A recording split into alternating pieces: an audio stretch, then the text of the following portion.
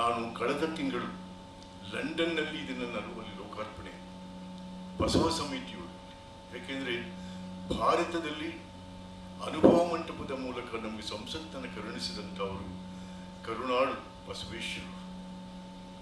ಅವರ ಪುತ್ಥಳಿಯಲ್ಲಿದೆ ಲಂಡನ್ ನಗರದ ಥೇಮ್ಸ್ ನದಿಯ ದಂಡೆಯ ಮೇಲಿರ್ತಕ್ಕಂಥ ಬಸವೇಶ್ವರ ಪುತ್ಥಳಿಯ ಬದಲು ಅವರ ಪಾದಚರಣಗಳಲ್ಲಿ ಈ ಪುಸ್ತಕವನ್ನು ಲೋಕಾರ್ಪಣೆ ಮಾಡಿದರು.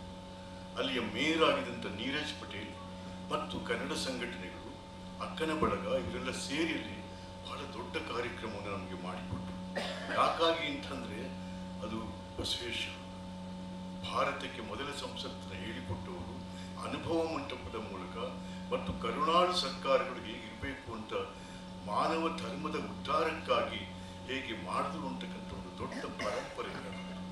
ಹಾಗಾಗಿ ನಾನು ನನ್ನ ಮೊದಲನೇ ಪುಸ್ತಕವನ್ನು ಬಸವೇಶ್ವರರ ಪಾದಚರಣಗಳಿಗೆ ಒಪ್ಪಿಸಿ ನಂತರ ನಾನು ಇಲ್ಲಿ ಮೈಸೂರಿನಲ್ಲಿ ಇದನ್ನು ಬಿಡುಗಡೆ ಮಾಡಿ, ಅದು ಯಾರ ಕೈಲಿ, ಮಹಾರಾಜರ ಕೈಲಿ ಇದನ್ನು ಬಿಡುಗಡೆ ಮಾಡಿಸ್ಬೇಕು. ಯಾಕೆಂದರೆ ಮಹಾರಾಜರು ಕೂಡ ಸಂಸತ್ ಸದಸ್ಯರಾಗಿದ್ದಾರೆ, ಅವರು ಕೂಡ ಬರೀಬೇಕು. ಇದು ರಾಜಕೀಯ ಸಾಹಿತ್ಯ. ನಮ್ಮಲ್ಲಿ ರಾಜಕೀಯ ಸಾಹಿತ್ಯ ಅಂದ್ರೆ ಏನು ಬರೀತಾನೆ ರಾಜಕಾರಣಿ ನೋ, ರಾಜಕೀಯ ಸಾಹಿತ್ಯ ಬಹಳ ಪ್ರಮುಖ ಇವತ್ತು. ಇಲ್ಲಿ ನಮ್ಮ ಅಖಿಲ ಭಾರತ ಕನ್ನಡ ಸಾಹಿತ್ಯ ಪರಿಷತ್ ಇರ್ಬೋದಿಲ್ಲ ನಮ್ಗೆ. ಯಾಕೆಂದ್ರೆ ಈ ಸಾಹಿತಿಗಳು ಯಾರಾದರೂ ರಾಜಕಾರಣಿ ಬರೀತಾನೆ ಅಂದರೆ ಅವ್ರು ಸಹಿಸಲ್ಲ. ಏನು ಬರೀತಾನೆ, ಅರೆ ಅವ್ರು ಈ ದೇಶದಲ್ಲಿ ಹೇಗಿದೆ ಡೆಮೋಕ್ರೆಟಿಕ್ ಐಡಿಯಾಲಜಿ. ನಮ್ಮೂರಿನಲ್ಲಿ ನೀರು ನಿಂತು ಹೋದ್ರೆ ಕಸ ಗುಡಿಸೋನ್ ಬರಲ್ಲ, ಯಾರ ಹತ್ರಕ್ಕೆ ಹೋಗ್ತೀರ ನೀವು? ಕಾರ್ಪೊರೇಟ್ಗೆ ಹೋಗ್ತೀರ. ನಿಮ್ಮ ಅಳಿಯನಿಗೋ ಮಗನಿಗೋ ಕೆಲಸ ಟ್ರಾನ್ಸ್ಫರ್ ಯಾರು MLA MP ಗಳ ಹತ್ರ, ಮಂತ್ರಿಗಳ ಹತ್ರ ಹೋಗ್ತಾರೆ.